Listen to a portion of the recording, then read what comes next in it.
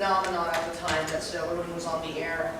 Were there any very memorable moments from, I don't know, fans or something that just kind of really touched your heart because it was such a big phenomenon? Yeah. It's after the fact, it's now.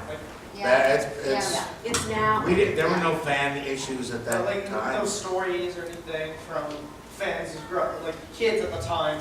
I have a quick story. Last year, Katie and I went to the convention in Vancouver.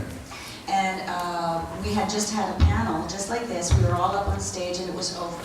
And so various people went forward to talk with various people who had been on the stage.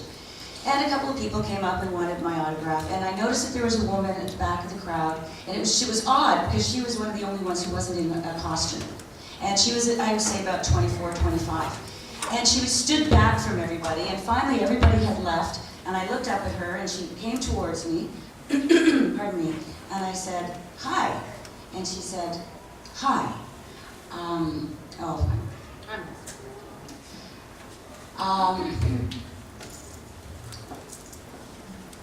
Count to three. Count to three. Think of something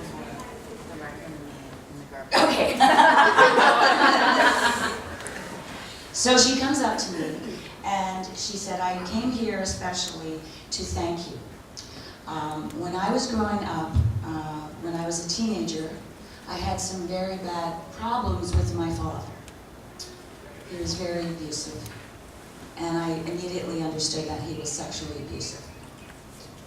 And her mother didn't believe her or didn't help her or whatever, so she was very lonely and very isolated in that house. And she said, whenever things got really, really rough, I would say to myself, how would Sailor Jupiter cope with this? And she said, I would hear your voice in my head, that feisty, strong, determined voice, and I would say to myself, I'm going to be just like that, and I'm going to get through this. I'm going to get through this." And then she started crying. And I looked at her and I started crying. And I said, "Can I hug you?" And she said, "Yes, absolutely."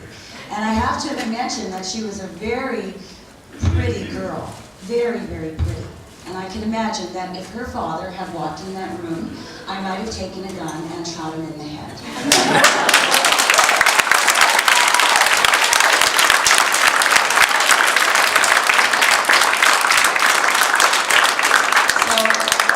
As she walked away, she just sort of backed up from me and she just mouthed the words, "Thank you, Sailor Jupiter."